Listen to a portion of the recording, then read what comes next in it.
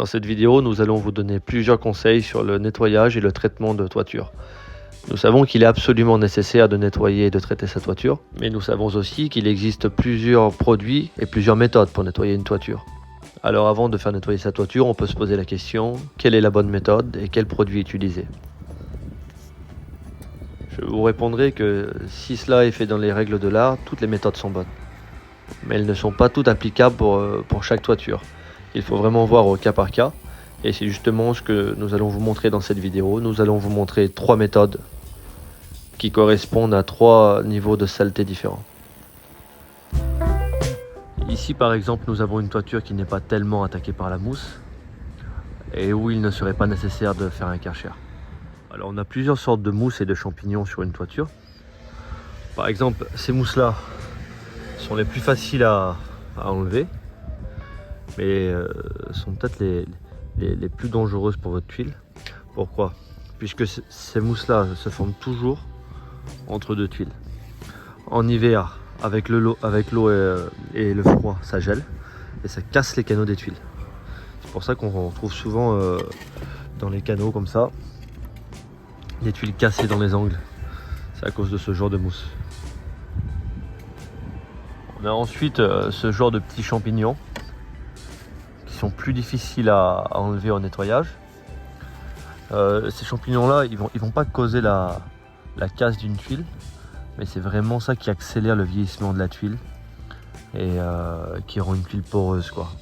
Quand on laisse ce genre de champignons sur une toiture, c'est une catastrophe, quoi.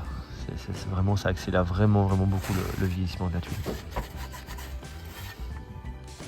La méthode numéro 1 consiste simplement à retirer la mousse à l'aide d'une spatule ou bien d'une brosse métallique, de passer généreusement un traitement fongicide par pulvérisation. Les avantages de cette méthode, c'est qu'elle ne nécessite pas de nettoyage au Karcher, sachant que le Karcher est plus coûteux, comme il nécessite plus de temps et qu'il est un peu plus difficile à effectuer. L'inconvénient de cette méthode, c'est qu'il sera peut-être nécessaire de répéter l'opération 2 à 3 fois pour avoir un résultat vraiment parfait.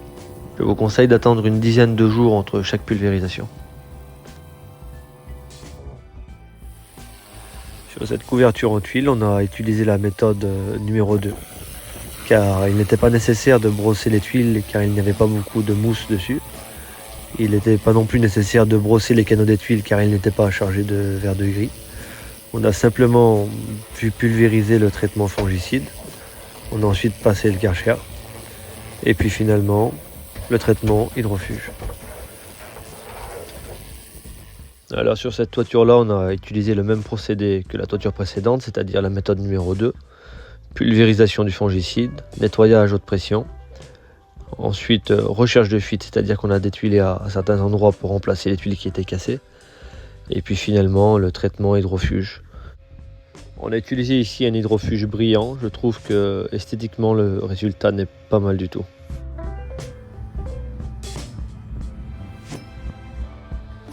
Alors vous l'aurez compris, la méthode numéro 3 est à utiliser sur les toits qui sont très attaqués par la mousse. Alors il faut tout d'abord brosser les mousses à l'aide d'un balai ou d'un balai brosse pour que le traitement fongicide puisse atteindre directement le support.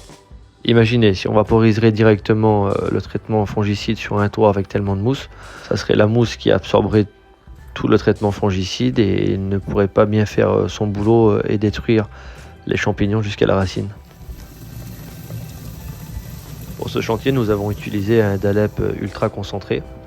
Si je peux vous donner un petit conseil sur le choix du traitement fongicide, la chose que je peux vous dire déjà, c'est que pratiquement tous les traitements fongicides fonctionnent, même ceux qu'on trouve au bricomarché. Les ayant, je pense, tous essayés. Il n'y en a aucun que je peux vraiment vous préconiser plus qu'un autre. Je n'en vois aucun qui sort vraiment du lot. Les produits de la marque DALEP sont très bien, ceux de la marque Rossignol de chez La Rivière sont très bien aussi. Nous ferons prochainement une vidéo spécifiquement sur les traitements fongicides et nous ferons des tests avec 3 ou 4 grandes marques de traitements fongicides pour voir lequel fonctionne le mieux. Abonnez-vous à notre chaîne pour ne pas louper cette vidéo.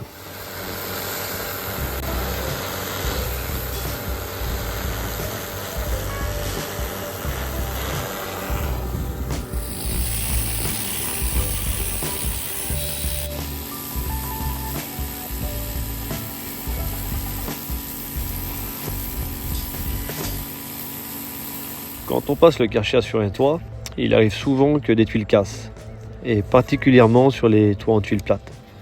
Alors il est donc nécessaire de remplacer les tuiles cassées.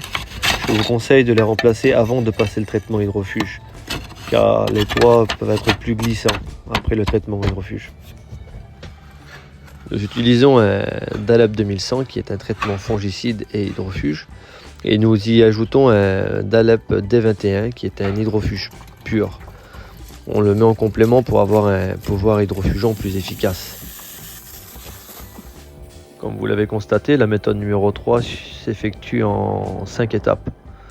Brossage des mousses, pulvérisation du traitement fongicide, nettoyage au Karcher, remplacement de toutes les tuiles cassées, puis finalement traitement hydrofuge.